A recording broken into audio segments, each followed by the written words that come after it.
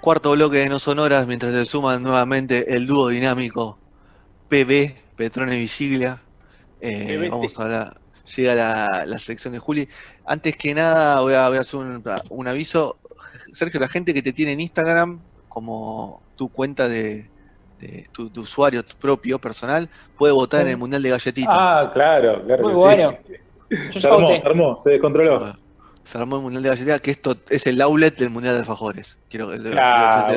Es el outlet del Mundial de Pero Alfajores. hay más participantes igual. ¿Juli Hay ya muchos más votó en participantes. el Mundial de Galletitas? No, yo me quedé con la intriga de si entró la Oreo bañada en chocolate o no. No, perdió. Yo lo llevé al voto popular y perdió por muy poquito, 55-45 en porcentaje, y quedó afuera. No fue para mí es una evolución, no es una galletita. Es una evolución de galletita. Es como un alien. Es la iluminación de la galletita. Sí, es como que tiene que jugar la final, ¿viste? Como esos jueguitos que había que cuando salías campeón tenías que te retaba uno o algo así. Es como que, Bueno, el que sale campeón acá lo tiene que retar a la Oreo bañada. El Virtual Strike. El Virtual Striker claro. que tenías contra el equipo Sega. Eso, bueno, vendría a ser algo así. Muy bien. Bueno, vamos a hablar un poco de la sección de Juli. Desasnarnos, Juli, ¿qué son las granjas industriales? ¿De dónde salió este proyecto, esta idea?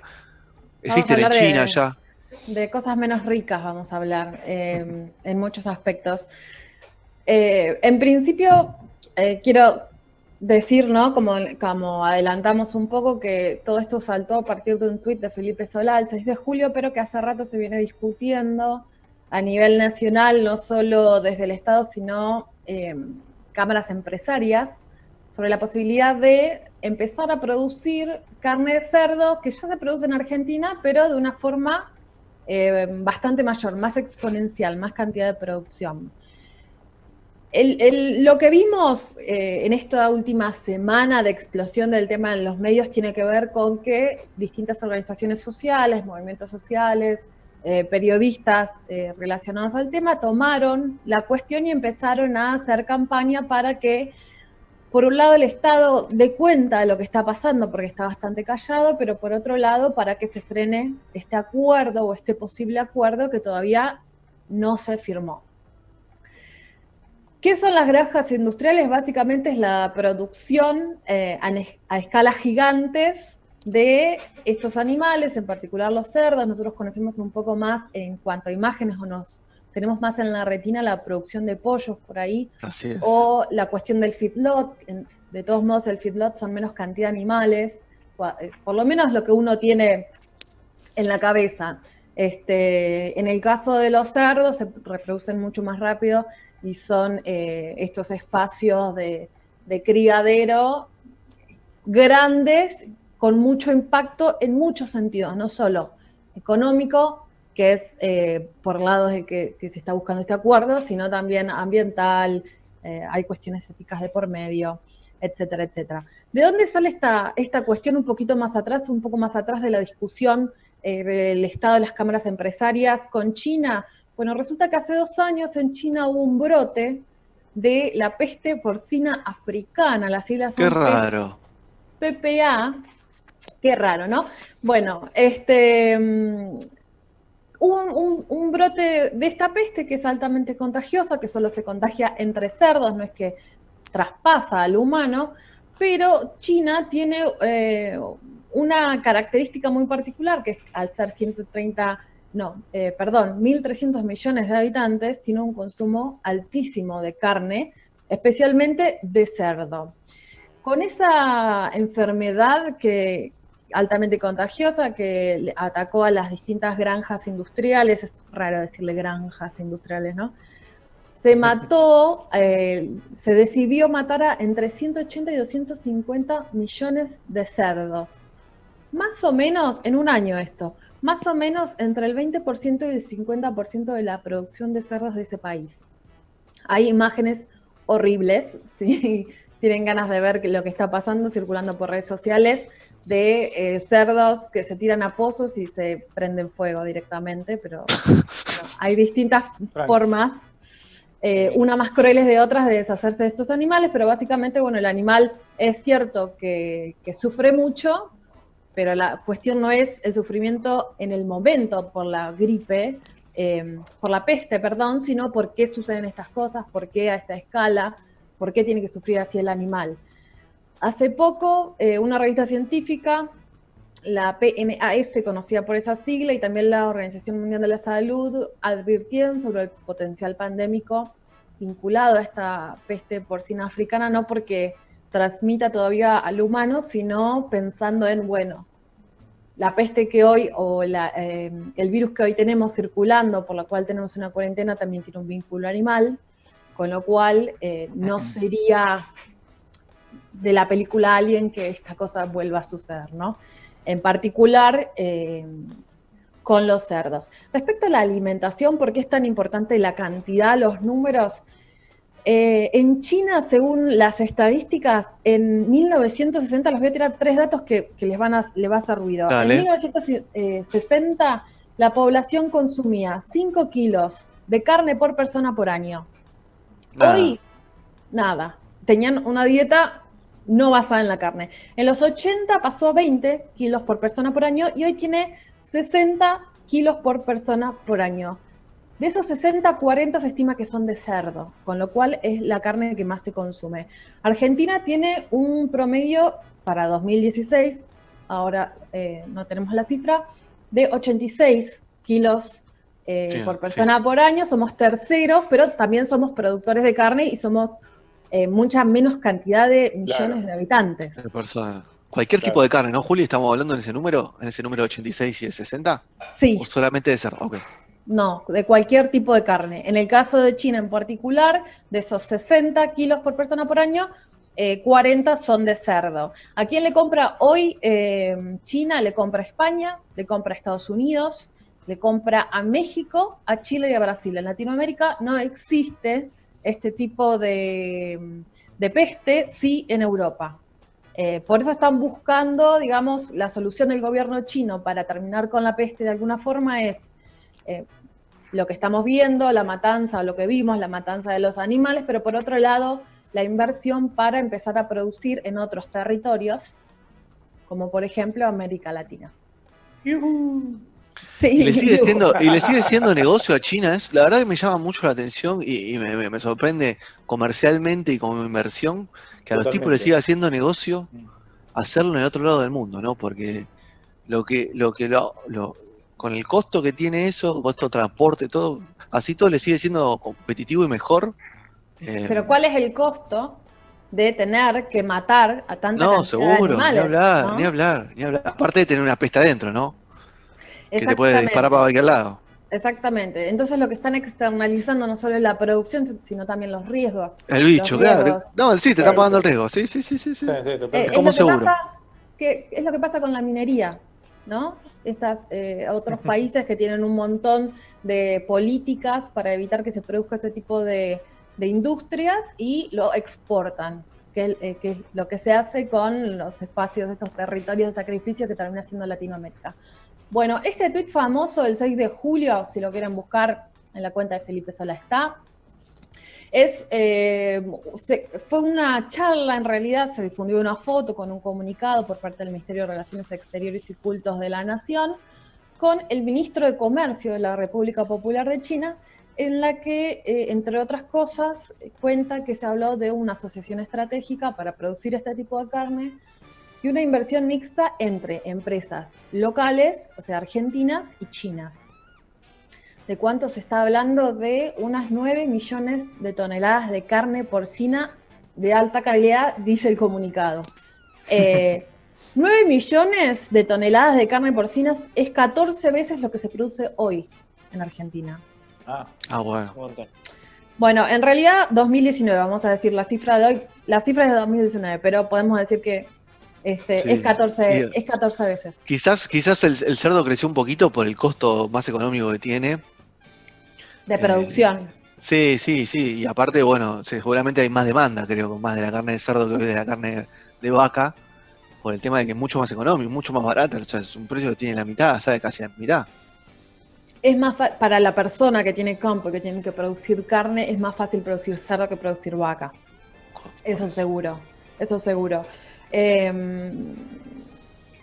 A ver, es una cuestión de impacto y cantidad, ¿no? De cantidad de animales que se van a criar para ser sacrificados, pero también impacta en otras áreas, como hablábamos al principio. Hay una cuestión ambiental, hay una cuestión de qué pasa con esto de la soberanía alimentaria que el gobierno parecía querer defender a principios de años en ese discurso del inicio de la sesión en el Congreso. Se aleja, ese discurso también se habló de luchar contra el extractivismo y esto tiene mucho que ver. Es agronegocio, lo que venimos hablando hace años en la columna, es un tipo de negocio extractivo en muchísimos aspectos. No solo el impacto ambiental, sino también, como sucede con la soja, esto de desplazar producciones de alimentos, por ejemplo, de alimentos de frutas, verduras, qué pasa con dónde se produce hoy ese tipo de alimento para producir este tipo de carne. Lo vimos con la soja, lo vimos con los feedlots en el norte también, qué pasa con todo eso, Brito. Hablamos en su momento de la cantidad de cabezas de ganado que tenía y toda esta cuestión. Entonces tenemos, por un lado, la ética, la crueldad animal, qué pasa con el asesinamiento de estos animales, cómo se los hace vivir y cómo se los mata. Por otro lado tenemos la continuación, la cuestión de los afluentes, no solo los líquidos que salen, digamos, de este tipo de granjos, espacios de producción, sino también qué pasa con el gas, ¿no? El efecto invernadero, que el 14,5% del efecto invernadero del planeta está producido por el ganado, entonces eso también de alguna forma contribuye. También tiene que ver con pestes, bacterias y virus entre los cerdos, pero la posibilidad de que eso en algún momento mute hacia los humanos. En cuanto a la alimentación, ¿no? Son animales que al estar hacinados tienen mucho antibiótico. Eso impacta en la vida del animal y en el consumo nuestro, en la calidad de nuestros alimentos. Y bueno, lo que les hablaba hace un ratito, la cuestión de los territorios, de la expulsión de otras producciones. Y bueno, y también cómo afecta a la soja, porque ¿de qué se van a alimentar estos cerdos? ¿No? Eso es algo a tener en cuenta. Si tenemos un montón de eso. Tenemos un montón de soja. Tenemos soja para alimentar cerdos que están en China y ahora... A todos los chinos y a nosotros, y a los cerdos inventados. 14 veces más de cerdos con que los vamos a alimentar. Las producciones chicas en Argentina los alimentaban con maíz. Esa es otra cuestión, también es transgénico, impacto del glifosato, etcétera, etcétera, que ya hablamos muchísimo en esta columna. Quiero, bueno, para los curiosos, digamos, que quieren saber un poco más, hay circulando un documental de Ricardo Jara Herrera, un documentalista chileno, se llama Mal Vecino el documental, y habla sobre el impacto de la empresa Coexa, que produce carne de cerdo en la zona rural de la comuna de San Javier, en el sur de Chile. Eso por un lado. Por el otro lado, tener en cuenta que estamos hablando constantemente de crisis sanitaria y nos queda un poco lejos, a veces no en temática, sino en discurso, hablar de que esto también es una crisis socioecológica.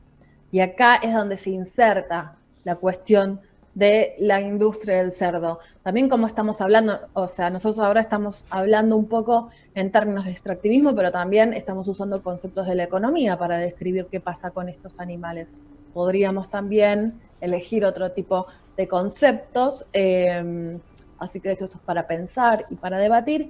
Y algo para rescatar que me parece muy importante es que esta situación o esta temática explotó porque se encontró de golpe, se vio como un peligro, una situación que podía llegar a ocurrir, que ya vimos que ocurrió en el pasado con la soja. También con Felipe Solá a la cabeza, que aprobó en 1996 como ministro de Agricultura, no, como secretario de Agricultura de la Nación, la soja transgénica, y ahora se vio un acuerdo similar o una posibilidad de que se abra una industria también extractiva, y con los años de lucha de distintos movimientos sociales, territoriales, ambientales, los de soberanía alimentaria y también los que defienden a los animales, se creó como un encuentro de todas estas luchas, una acumulación de todas estas luchas para que hoy, antes de que se firme el acuerdo, sea un tema a debatir en los medios, en la mesa de la gente, en la casa, mientras comemos o no comemos carne, pero el punto es que estamos tratando de prevenir y no encontrarnos con un acuerdo ya firmado. Bueno, es una diferencia clave, ¿no? Con esos tiempos de los mediados de los 90, me parece, y que tendría que tener un golpe de efecto en la actualidad, esperemos. Sí, está circulando mucho, especialmente por redes sociales, pero también está circulando por canales de noticias. Vamos a ver qué pasa. Tenemos ahí a la compañera Nadia Barreiro también trabajando en estos temas. Probablemente salga algo el sábado de la mañana en C5N, vamos a ver qué sucede.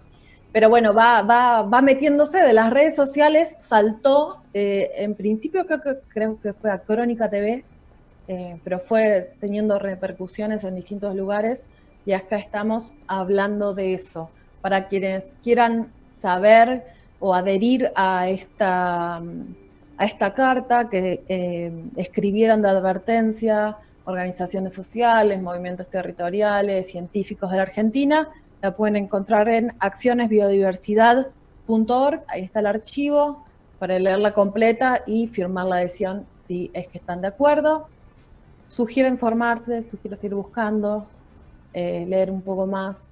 Aprovechemos que tenemos esta instancia previa antes de que sucedan las cosas que después tenemos que luchar para que dejen de suceder. ¿Sabes lo que me parece tan más tenebroso todavía aún? Que estemos hablando de un tipo que hace 24 años hizo algo que está mal, que es una aberración. 24 años después lo sigue haciendo, hace algo calcado. Y tiene tiene su animalito, la chancha pelota, ¿no? Y vuelve a hacerlo. La verdad que es una cosa, es la historia contada de nuevo, que vuelve a repetirse.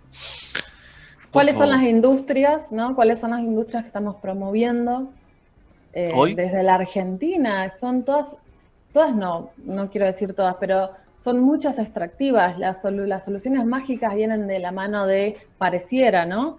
De la mano de minería, de la mano de vaca muerta, de la mano de los cerdos ahora. A mí me gustaría más que le den más bola a la tecnología, al conocimiento, pero bueno, no sé, a la ciencia, ¿no? Son industrias un poquito más interesantes. Bueno, vamos a ver qué pasa. Ahí los científicos del CONICET están luchando porque no tienen paritarias este año. Eso podría ser otra columna divina para ¿Quién tiene hablar. paritarias? Ese otro día podríamos hablar. ¿Quién tiene paritarias? Hay que buscar, ¿no? La gente tiene paritarias. Los aceiteros. Los aceiteros. Sí, pero los aceiteros son CEOs los aceiteros ya, con el sueldo que tienen. Y los aceiteros son parte de este modelo de agronegocio, ¿no? Son los... Claro. Ah, y bancario cerró creo que también 24 o algo así. Creo. Yo no sé. Vos no cerraste paritaria porque no, pero que no estás encuadrado en un sindicato. Vos sos un monotributista independiente, no. Díscolo. Autotrabajo, me gustó la definición española. Esto que decía ¿Cuál? Fede de los 90, la comparación, una pastillita de color nada más, si ven la foto del Ministerio de Relaciones Exteriores, Felipe Solá es la persona a la cabeza, van a ver a Felipe con su camisa blanca y los hombros un suéter colorado. Eso es 90. Tomate. Eso es 90. Eso es coherencia. También, Increíble, pero bueno. Bueno, vamos a cerrar esta sección de granjas industriales. Seguramente en la semana ahí en las redes de No Sonoras vas a tener todo y vamos a linkear todas las cosas todos los links que nos pasó Juli, de las cartas para adherirse y el documental ahí de Chile. Y ya venimos vamos a hablar de Wall, de Berlín, vamos a hablar de Petro. Vamos a hablar de los 30 años de Roger Waters, no vamos a hablar Pink Floyd no tocó Roger Waters presentando The Wall en Berlín. ¿Roger Waters de Pink Floyd no? No. Okay, en ese momento no. No, bueno, una pregunta. No, porque viste, dice, no, para mí Waters es Pink Floyd, viste que los fundamentalistas. Ahí convivían los dos. Convivían Pink Floyd con Roger separado. Claro, sí. Hoy Roger Waters es Pink Floyd, como también Gilmour, ¿no? Por supuesto. No, claro, habían sido unos años posteriores a una de las tantas separaciones de Floyd. Claro. Y después devino en el 1990 en este gran y recordado recital en Berlín. Another Brick in the Wall, parte 2, porque tiene varias partes la canción, así que ¿Cuál es vamos a esa de escuchar todas? la parte 2. No sé, Petro me dijo, yo el disco lo escuché una vez, una o dos veces, no lo escuché mucho. Petro me dijo, poné la 2 porque es la mejor, así que vamos a escuchar esa y después venimos a hablar un poco de la historia de ese enorme recital.